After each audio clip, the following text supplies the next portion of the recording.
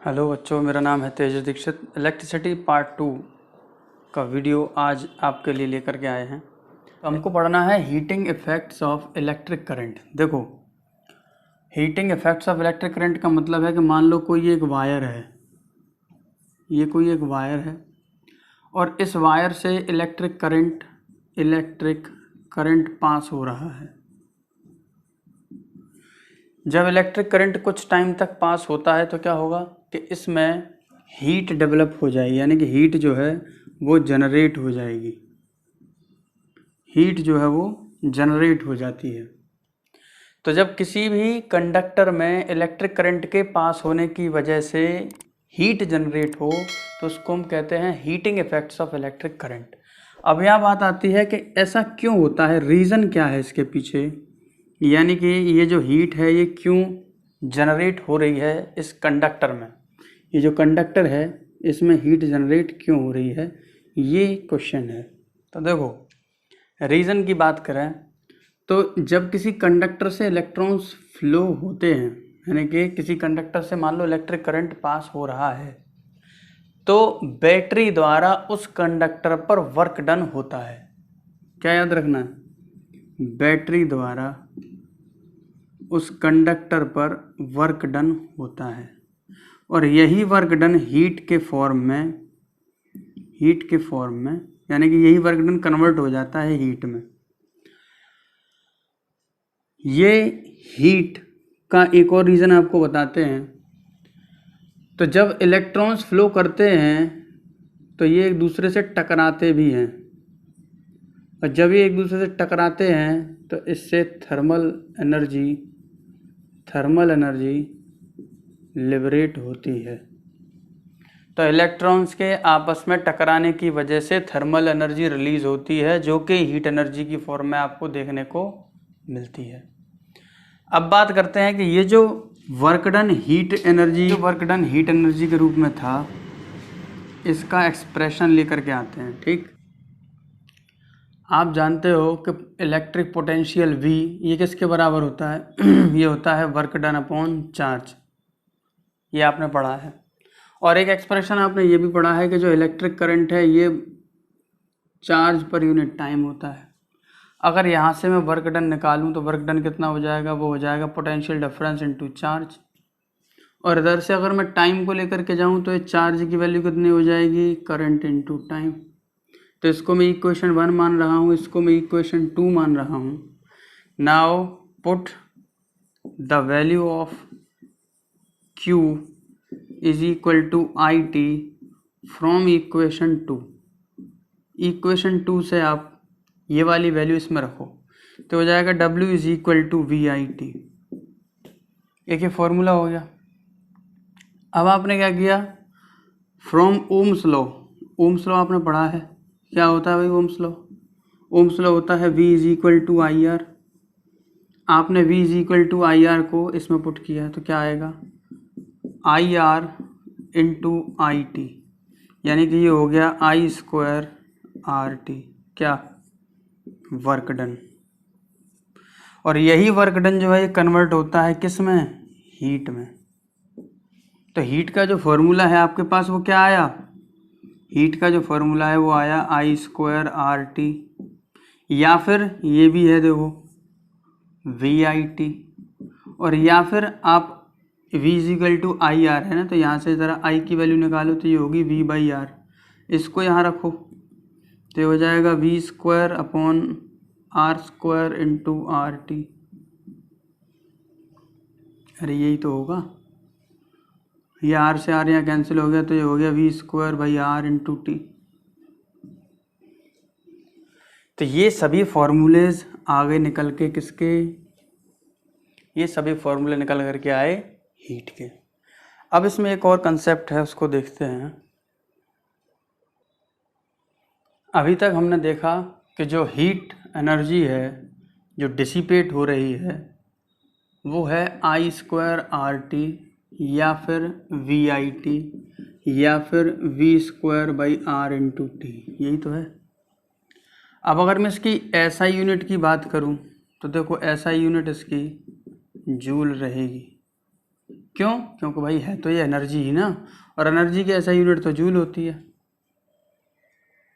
ठीक, अब एक और चीज़ देखो, यहाँ एक जूल का ही लॉ आ गया, जूल्स लॉ ऑफ हीटिंग जिसे हम कहते हैं। उन्होंने देखा कि भाई ये सब चीज़ें हैं, सब जूल के नाम पर ही है, तो इसे भी क्यों ना अपने ही नाम कर लिया जाए, सुनहरा अवसर है।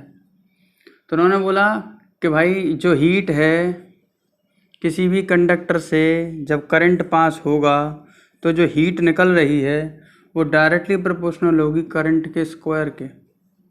एक बात ये कही, जितना ज़्यादा करंट फ्लो होगा उतनी ज़्यादा हीट। दूसरी बात कही, जो हीट है वो डायरेक्टली प्रोपोर्शनल होगा रेजिस्टेंस के, यानी कि जितना ज़्यादा आप रेजिस्टेंस क्रिएट करोगे हीट उतनी ज़्यादा लिबरेट होगी। और तीसरी बात उन्होंने कही कि heat is directly proportional to the time, यानी कि जितना देर करंट फ्लो होगा उतना ज़्यादा हीट लिबरेट होगी इसमें से। तो ये तीन चीज़ें उन्होंने बताई, और जब इन तीनों को कंबाइन किया गया तो रिजल्ट निकल के आया H is directly proportional to I square R T.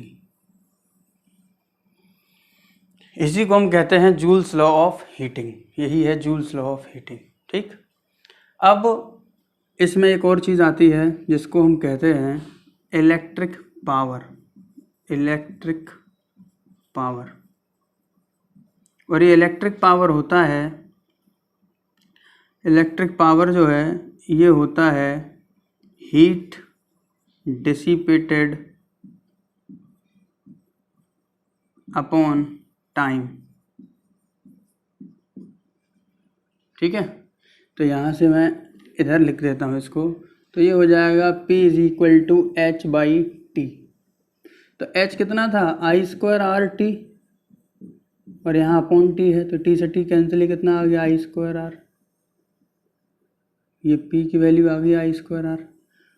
एक और फॉर्मूला था क्या, ये देखो VIT था ना, तो आप यहाँ ऐसे भी लिख सकते हो VIT बाई टी, तो टी से टी कैंसिल हो गया, तो P का दूसरा फॉर्मूला क्या आया V इंटू आई, और तीसरा क्या था V square T by R, तो आप तीसरा फॉर्मूला लिख सकते हो V square by R into T upon T, T से टी कैंसिल हो गया, तो यहाँ कितना बचा V square upon are.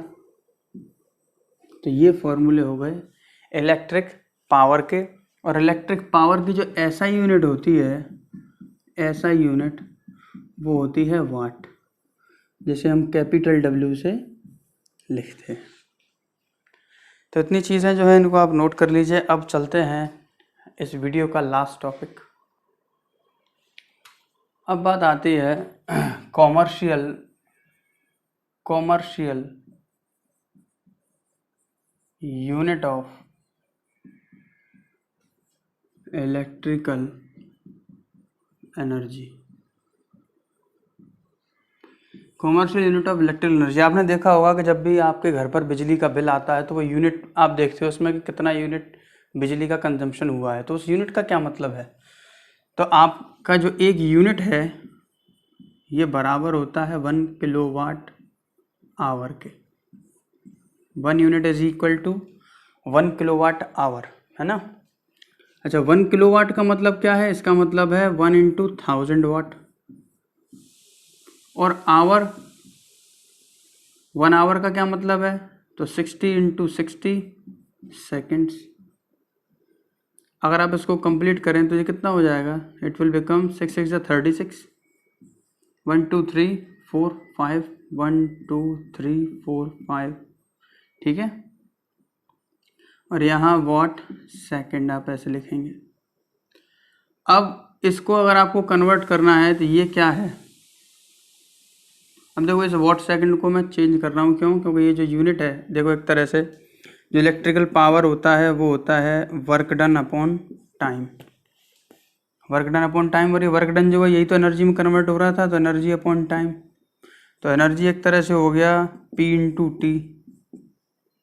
Power को हमने लिखा था किलोवाट में और टाइम को हम लिख रहे हैं सेकंड में। तो ये एनर्जी है, तो एनर्जी की यूनिट कितनी आनी चाहिए, जूल। तो यहाँ मैं क्या लिखूँगा, इसको हटा के यहाँ लिखूँगा मैं जूल। अब इसको देखो मैं क्या कर रहा हूँ, इसको डेसिमल फॉर्म में लेकर के आ रहा हूँ। तो ये हो गया 3.6 इंटू 10⁻6 जूल, और 10⁻6 को हम बोलते हैं मेगा जूल। तो यहाँ से आपने देखा कि ये जो 1 यूनिट है ये बराबर है 3.6 मेगा जूल के। तो यही था लास्ट कंसेप्ट ऑफ इलेक्ट्रिसिटी के जो थ्योरेटिकल पार्ट है वो पूरा कंप्लीट हो चुका है। अब न्यूमेरिकल्स की जो वीडियो है वो हम अगले दिन आपके लिए लेकर के आएंगे। इलेक्ट्रिसिटी चैप्टर पहला कंप्लीट हो चुका है। न्यूमेरिकल्स भी आप साथ में कर लें इसके बाद मैग्नेटिज्म वाला चैप्टर हम लेकर के आएंगे। और वाइट बोर्ड की जो बच्चों की ख्वाहिश थी वो भी हमने कंप्लीट कर दी है, उसको सेट किया गया। हालांकि अभी मौसम थोड़ा गड़बड़ है।